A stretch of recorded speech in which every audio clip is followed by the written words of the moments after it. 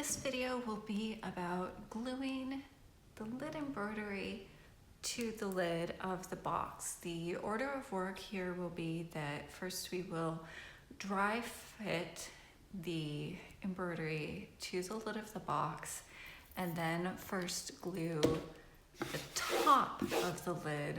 Let that dry for several hours to make sure that it has a good strong bond, and then start folding down and gluing the sides.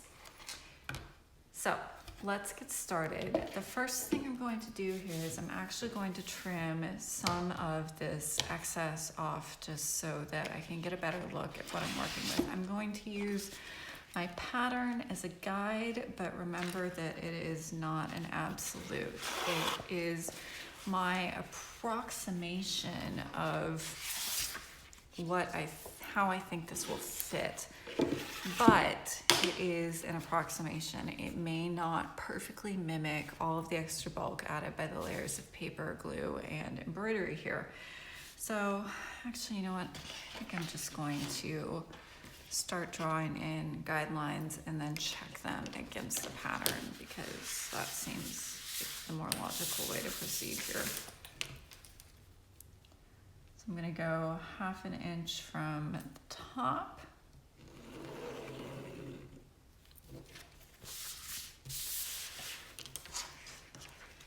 And 3/8 of an inch from this side, just because I've got way less room here. No, oh, I can just about, yeah, okay, 3/8 of an inch.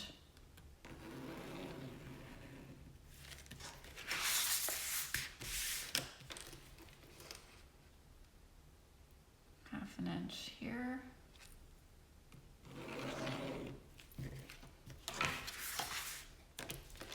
And then 1/2 inch from the bottom. I will, of course, need to cut this down further, but I would much rather have too much and need to cut more than to have this piece be too small. So I'm going to go ahead and cut out the lines that I just marked.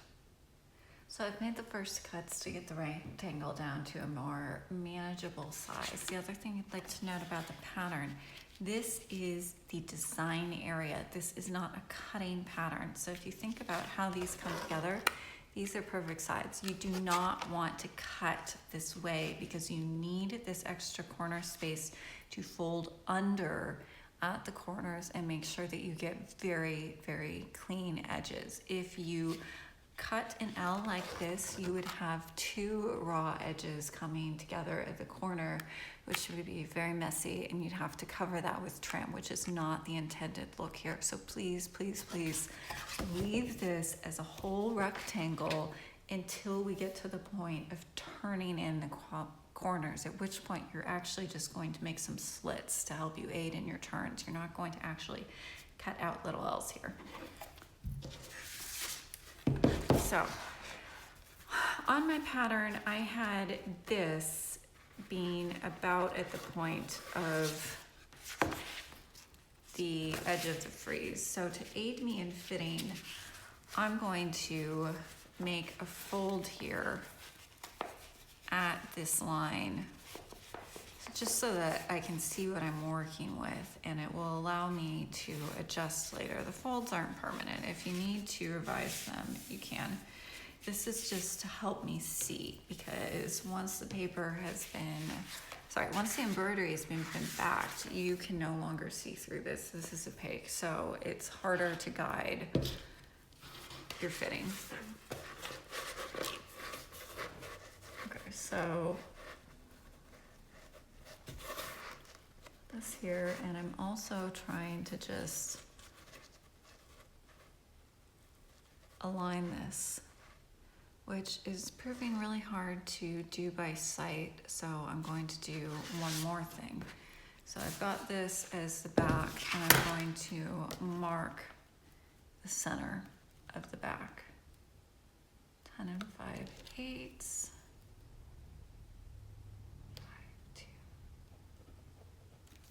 So that's a little mark at the exact center of the back. And then I'm gonna mark center of the design right here at the fold, trusting that this will eventually be covered by trim.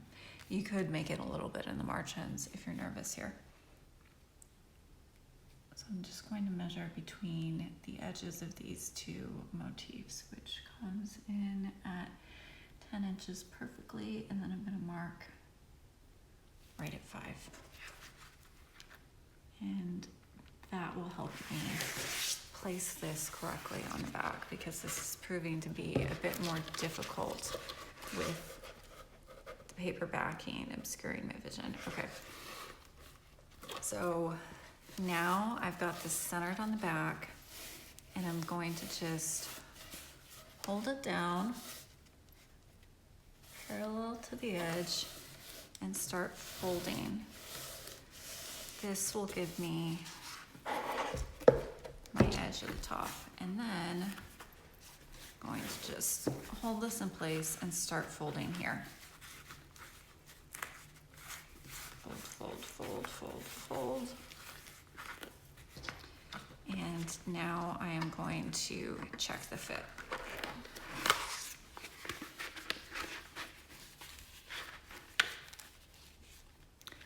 Remembering that I've got quite a substantial area here that's going to be covered by trim. However, I'm going to get the trim out just to check.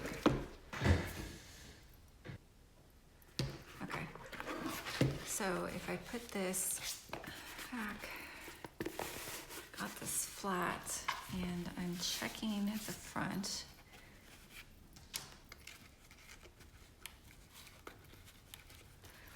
Trim does cover, but it's leaving a little more negative space than I intended. So what that tells me is that I can actually afford to put a little space here, because any negative space at the top is going to be covered by trim. So I'm going to, if the fold is here and I want a little extra space, I'm going to draw in 1/8 of an inch.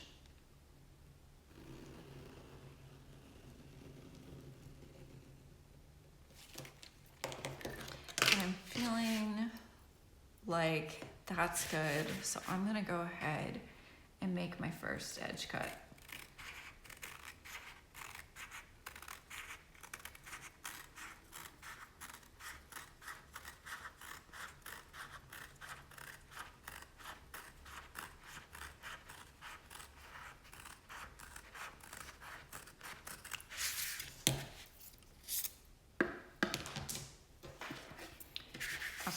So if I place my edge here, still lining that up with the center, and then I fold again right there.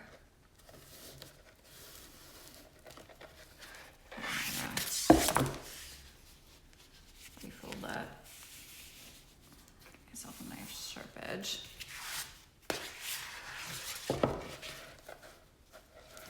Line up. Where does that leave me here? Yes, that is much better. So I would urge you to go through this entire process yourself. Don't just trust that my measurements are the exact same as your measurements, because depending on your blocking job, if you had more stretching, you always need to take your own measurements from your exact piece. So don't just draw 1/8 of an inch on top of your motif line without checking, because your piece may end up being subtly different in size depending on how much distortion you had to block out, how much stretching you did during the blocking process. Your piece should be very similar in size to mine, but it may not be exactly the same. So always go through the full process that I'm showing you here of checking these things. So I feel like that's enough for me to place the lid. And what I'm going to do to help myself with this placement is, so lining this up again here, I am going to just draw around the edges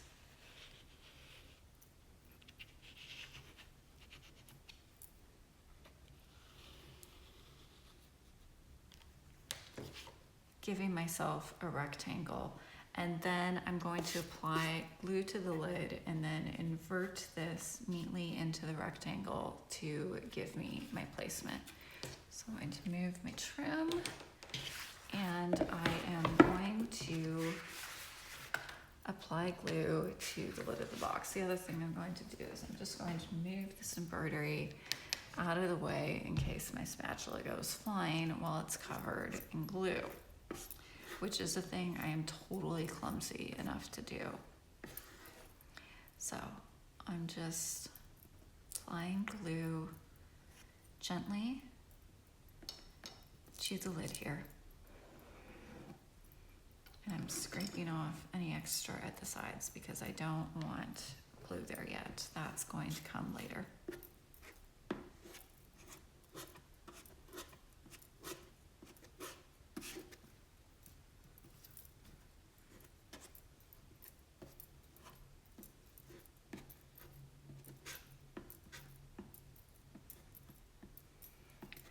Please make sure to take your time when you're fitting. Don't rush this. Go back and refit and refold and, mark as many guidelines as you need to, because this is one of those things that's going to ultimately determine how your piece looks, and you just want to do justice to all of the work that you did.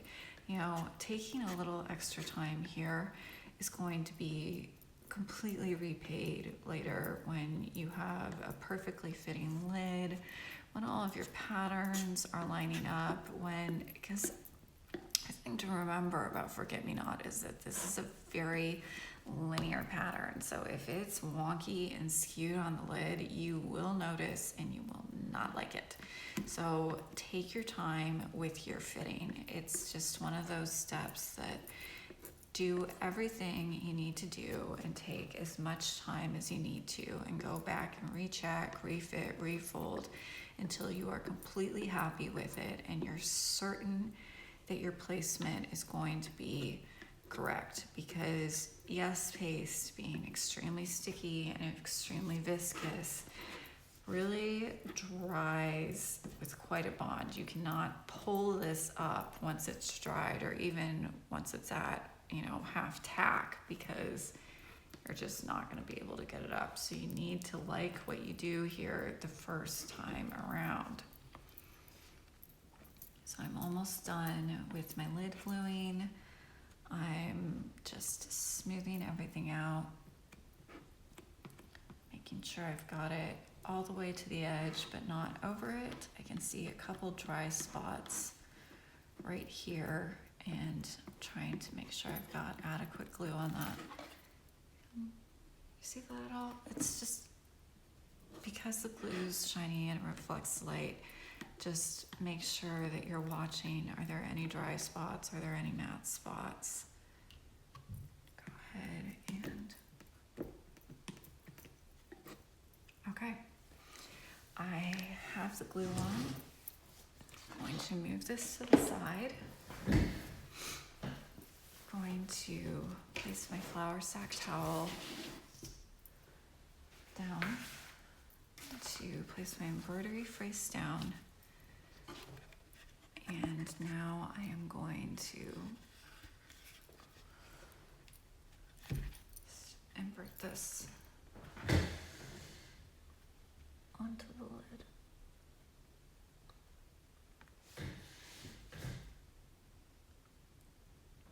So I think that's correct, but I'm going to just check by folding this up and making sure that that all lines up, which it does. So I'm going to press down to make sure that that adheres well. And then the other thing I'm going to do, because I haven't checked this yet, is I'm just going to give a light pressing folds to the sides to make sure that nothing's looking like it's skewed here, which it's not. It's all lining up. Okay, so that's good. I am going to place this on a towel, wrap this piece in a flour sack towel, and then weight it as before and let this dry for a full 6 hours, and then come back and start gluing the sides of the lid.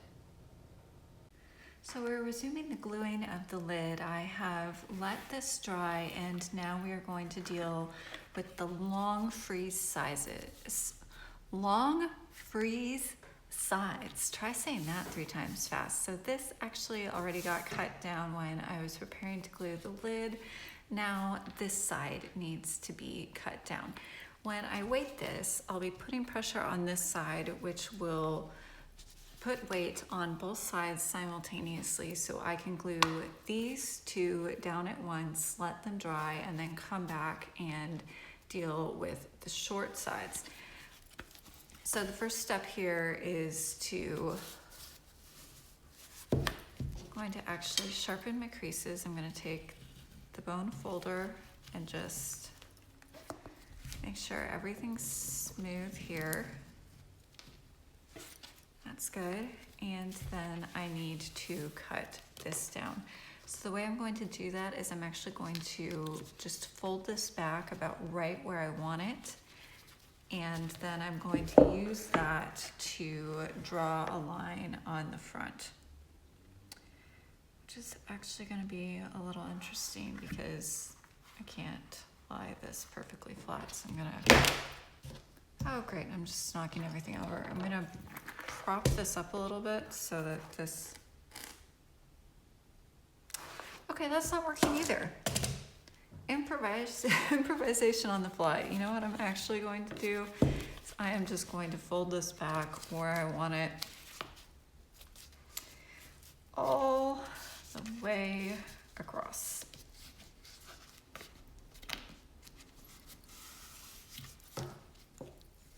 Which is just a little bit shy of what this will give me room for my trim to apply neatly.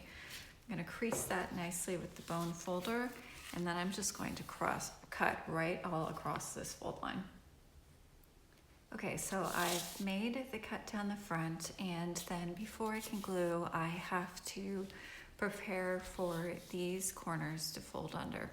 So the way I'm going to do this is this will fold, and then this is going to fold down like so at every corner.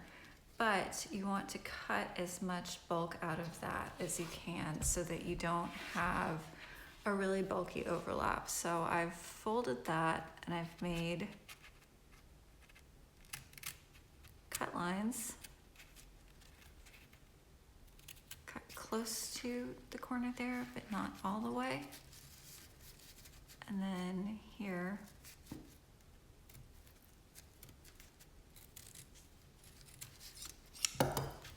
going to cut.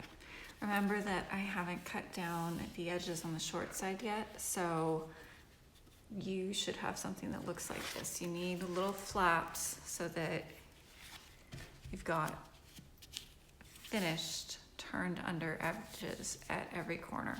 So I'm going to go ahead and fold. Always remember the long side is going to fold under and the short side is going to fold over, and you can use the weave of the pattern to help you get a nice straight fold and make sure that everything is straight, because you should have blocked out any distortions in your weave during the blocking process. Your weave can actually help you and be your guideline here.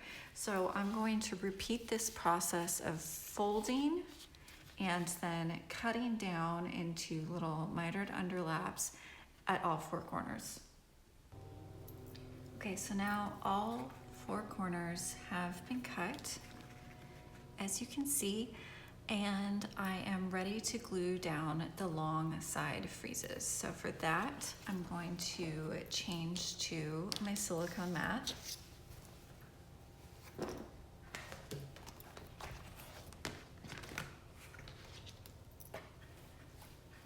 I am going to well, actually, no, I'm still being extra paranoid, so I'm going to lie most of this,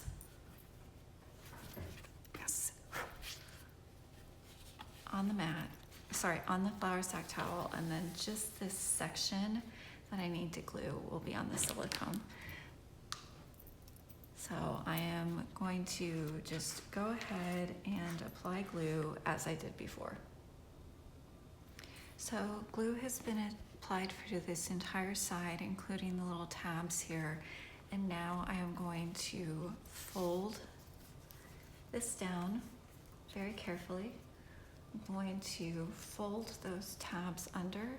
If they don't stick down permanently, that's not the end of the world, because I will be gluing and pressing the short sides, and so I can correct anything that comes up there when I get to the short sides. So that's one side, and then now I'm going to flip this over and do the front side freeze. So the glue's been applied here. And again, I'm going to do exactly as I did before. I'm folding this all the way down and making sure I'm pressing at this fold so that it all lies really flat, really neat, really even. You know, you went to all the trouble of blocking out your weave to get everything square on this box, so make sure you're continuing that with your gluing. I'm just pressing with the palm of my hand, and now both front and back are glued down, and the only thing left to do here is to weight these. So the freezes are not very deep, and so this thing doesn't really want to balance up on its own quite as much as the long sides do, which means we need to take a little extra care when bracing this for gluing. Because I want to keep this relatively flat and parallel to the surface, I have just folded one flour sack towel over several times into a long, narrow strip, and that's what I'm going to set this down on. And then I am going to brace this side against a large book so that it will not fall over. Books that come in some sort of case are really helpful because they have this great super square edge, and you can just line that up against it, prop that up right there, and then do the same with still folded the right way.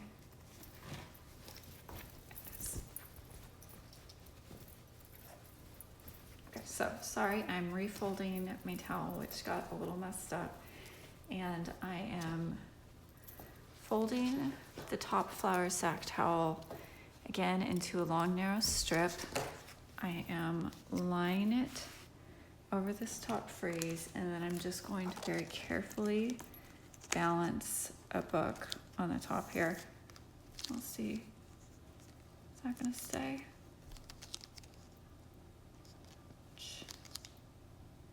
Is going to stay. I am also going to add another book right in front here to brace this from both sides and let it dry. Then we will be back to glue the short sides of the lid. I have let the long side freezes of the lid dry under weights, and I am now ready to cut down and then glue the short side freezes. These did get a little distorted, the paper is a little messed up during the weighting and drying process, but that's fine. That can all be corrected here. So I'm just going to go back and check everything. I note that if I push this straight down, this edge is overlapping a little bit, so I'm going to just refold that a little better and check it again. So if I fold that straight down, yes, that looks much better. So I'm going to go at that with my bone folder. Going to check this side, which is sorry, move that into better position, which is looking good, as is this one. And then I need to cut down this side. So as before, I'm going to just fold this up to mark my cut line. So that is still looking just a little skewed to me. Okay. Now that's much better. So I am going to fold all the way across and then cut off here at the fold line. So this has now been cut down, and as you can see, as you should be able to see, I've cut it to just short of the edge so that the woven tape will go very cleanly over this. I am now going to check my folds on this side. And as I can see here, yeah, this one needs a little adjustment as well so that it's really clean and straight. It needs to come in a little bit more.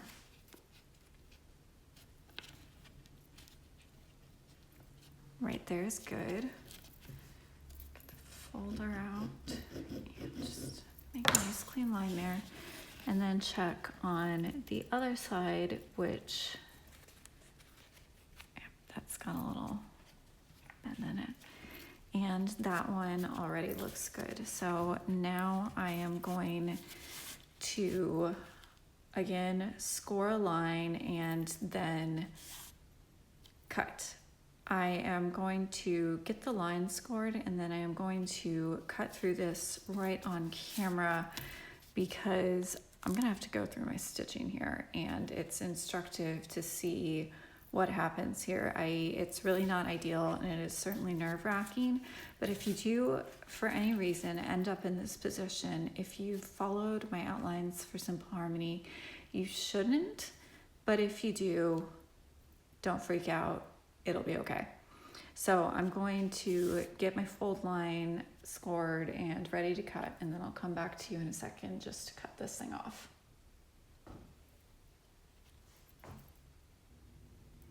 Okay, moment of truth, here we go.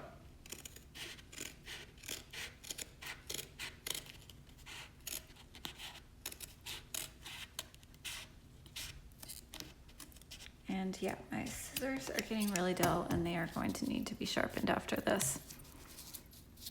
Oh, yeah, that cut's pretty slanted, as you can see. It's not really even, but the wonderful trim I'm using is going to hide all of these little flaws as well as my cut right through the stitching right there. That needs adjustment just a little bit. I want this all to line up just really square and be super neat at the edges of the corners would be a better way to put that.